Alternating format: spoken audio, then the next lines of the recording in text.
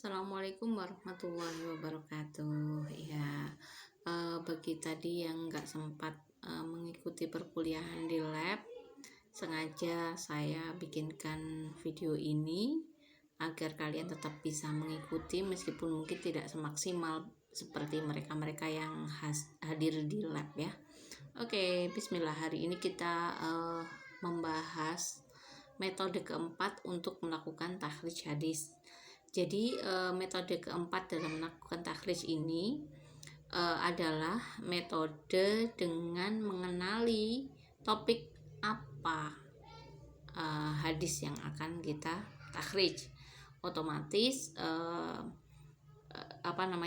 jika menggunakan metode ini kalian semua harus mengenali kira-kira topiknya apa nih hadis ini gitu kan. Oke, kalau kalian sudah tahu hadis itu terkait topik apa, maka kalian bisa menggunakan metode ini. Nah, dalam metode yang keempat ini ada beberapa jenis kitab yang bisa dijadikan referensi untuk melakukan takhrij.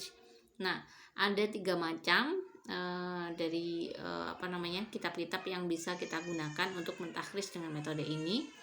Yang jenis pertama adalah kitab-kitab hadis yang membahas segala macam topik yang dibahas oleh agama, baik itu terkait dari fikih, sirah, akidah, hukum, kemudian tafsir, akhlak, itu semuanya ada di di dalam kitab jenis pertama.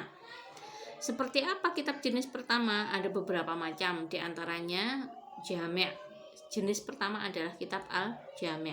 Al-Jami' itu contohnya seperti apa? Seperti Sahih Bukhari dan Muslim. Kemudian ada lagi Mustakhrajat ya. Jenis yang kedua dari tipe pertama kitab yang kita pakai adalah Mustakhrajat tadi. Kemudian ada lagi yang namanya Mustadrokat ya. Terus ada lagi yang namanya Zawaid, ada lagi yang namanya Majami'.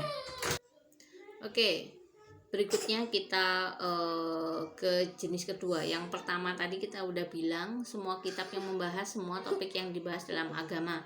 Maka jenis yang kedua adalah kitab yang membahas sebagian besar topik yang dibicarakan oleh agama. Dan kebanyakan jenis kitab yang kedua ini adalah kitab-kitab hadis yang disusun sesuai dengan bahasan fikih. Jadi kebanyakan membahas hadis-hadis yang terkait dengan fikih. Contohnya Sunan. Jadi Sunan itu mau kamu buka, coba kamu buka misalnya Sunan Ibnu Majah, terus Sunan An-Nasa'i, itu kitab-kitab Sunan itu hadis-hadis yang dibahas itu hadis-hadis yang terkait dengan fikih. Oke. Kemudian selain Sunan ada lagi yang namanya Musonnafat ya. Musonnafat itu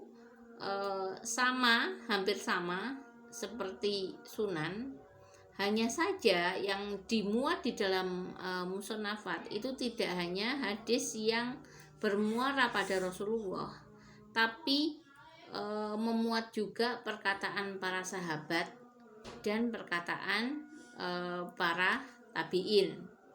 Ada lagi jenis yang masuk di kategori kedua ini adalah muwatta'at. Muwatta'at ini sebenarnya sinonim dari musonnafat. Hanya saja karena beberapa ulama menamakan hal ini dengan penamaan berbeda, ya maka dianggap sebagai jenis yang berbeda. Meskipun secara kalau kita lihat betulan ternyata itu sama persis seperti musonnafat. Oke. Ada lagi nanti selain musonnafat ada lagi yang namanya mustakhrajat, mustadrokat ya.